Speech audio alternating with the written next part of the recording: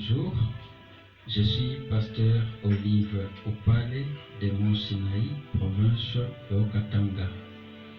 Nous avons un message pour le monde concernant peut-être coronavirus ou autre chose. Nous avons la parole de Dieu vivant que nous allons partager avec le monde aujourd'hui. La Bible parle du jugement et ce jugement est comparé aux 10 plaies d'Égypte.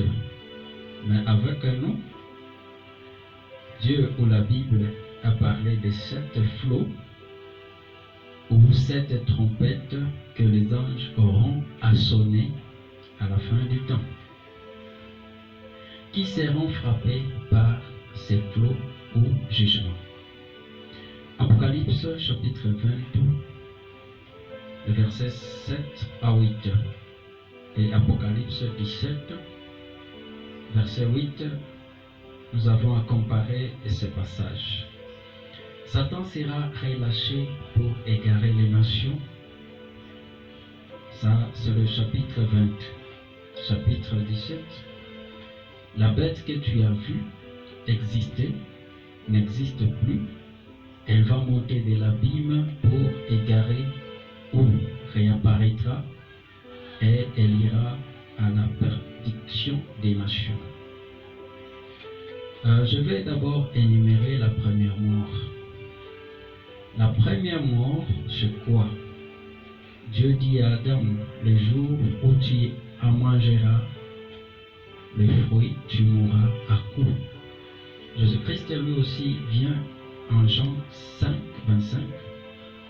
Il dit ceci, l'heure est déjà venue où les morts entendront la voix du Fils de Dieu. La Bible dit, nous étions tous morts au péché. Ici, la première mort, c'est la mort qui consiste avec le péché. Donc, quand Adam avait mangé les fruits, directement, son état spirituel était foutu en lui.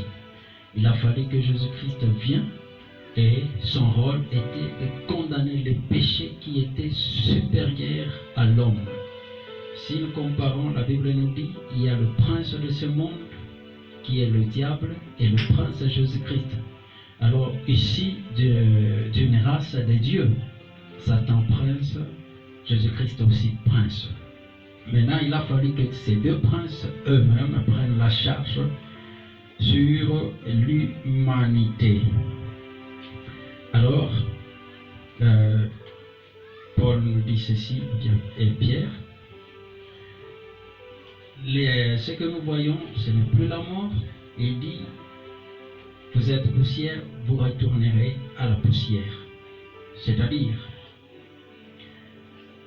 Pierre dit que c'est cette tente que nous avons. C'est pour un temps, nous sommes passagers sur la terre. Là, nous allons comprendre que la mort que Jésus-Christ et Apocalypse a parlé concernant l'esprit et l'âme. C'est ça, les deux morts que nous avons. Pourquoi? Parce que ceux-là qui sont morts, qui ont participé à la première mort, qui n'ont pas été ressuscités, ils vont compatir aussi à la deuxième mort. Or, la parole de Dieu, la Bible nous dit, ça nous amène, ça nous tire de la mort vers la vie. Alors par là, nous allons évoluer avec notre message. Apocalypse 16, 10. Au verset du 5e ange, sa coupe au trône du diable ou de la bête, son royaume fut plongé dans les noirs. Les hommes se mordaient les langues à cause des flots et les hommes ont blasphémé, ne se répand pas. Apocalypse 9, 1 à 10. L'ouverture du 5e sceau. Nous sommes toujours au niveau du 5e sceau. Une fumée couvre la terre et les douleurs. Cette fumée vient de l'abîme. Comment est-ce que nous allons prier à Dieu s'il y a quelque chose qui vient de l'abîme. Dieu avait autorisé le diable d'aller toucher les corps de Job, c'est Dieu lui-même. Il y a un temps que le chrétien doit être testé. Mais nous avons parlé ici des flots. Alors, il y a une raison d'où par là toutes les choses viennent. La Bible nous dit, 1 Samuel 3, 13 à 14. Dieu dit à Samuel, je punirai la famille du grand sacrificateur et de son crime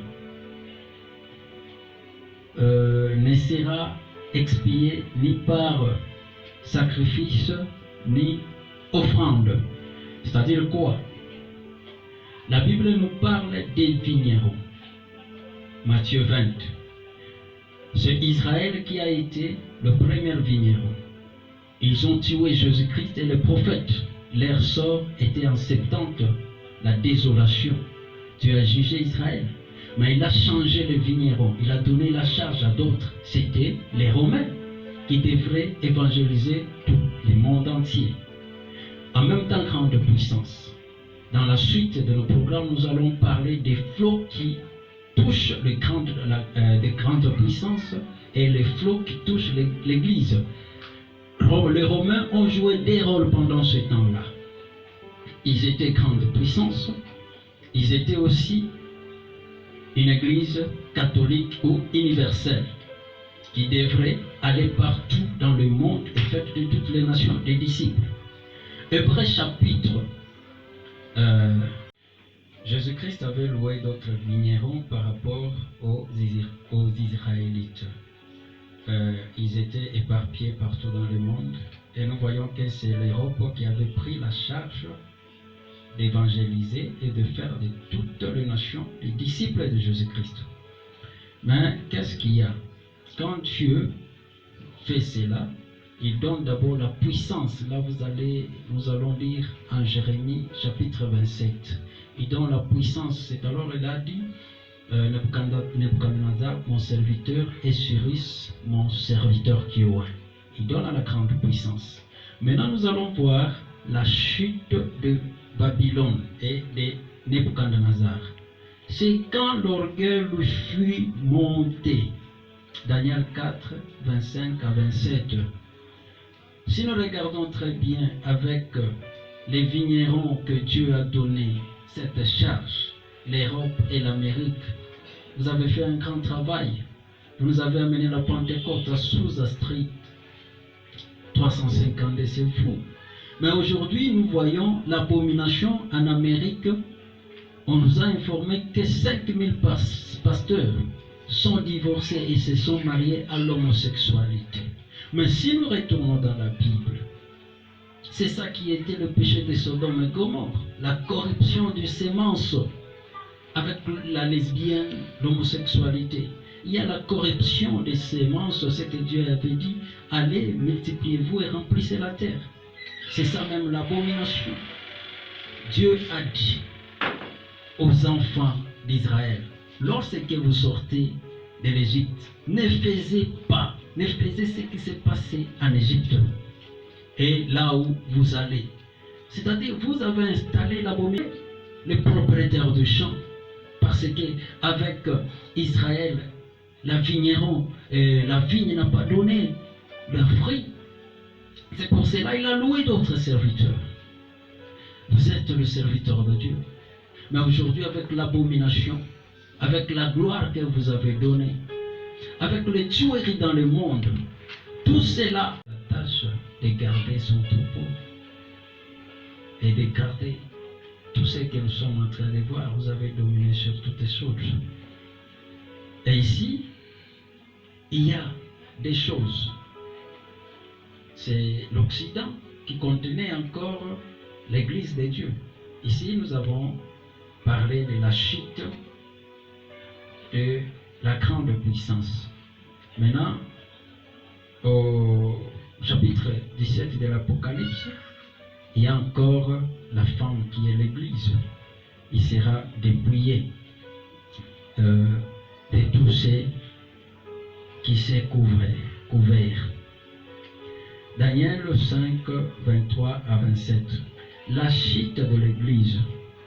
La Bible nous dit, les rois de Babylone, après la mort de Nebuchadnezzar, fit Belthazar son fils.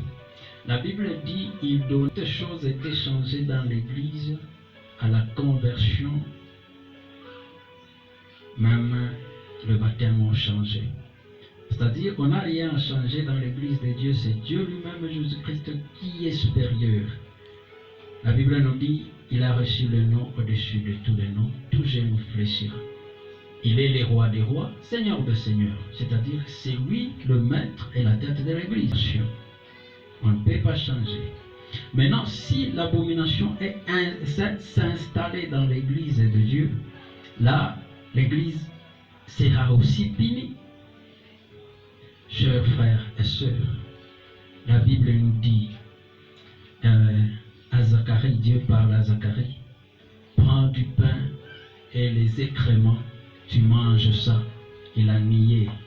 Depuis que je t'aimais, je n'ai jamais mangé des choses impures.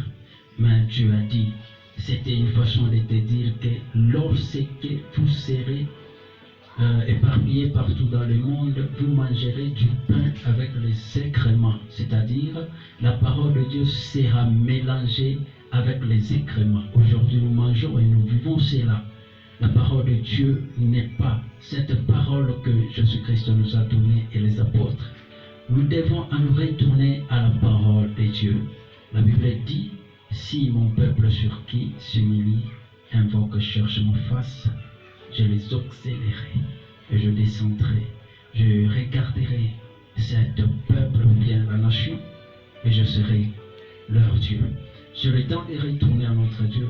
Tous ceux qui se sont en train de se passer, il y a aussi les faux que nous méritons, nous malfaiteurs. Nous avons abusé avec Dieu.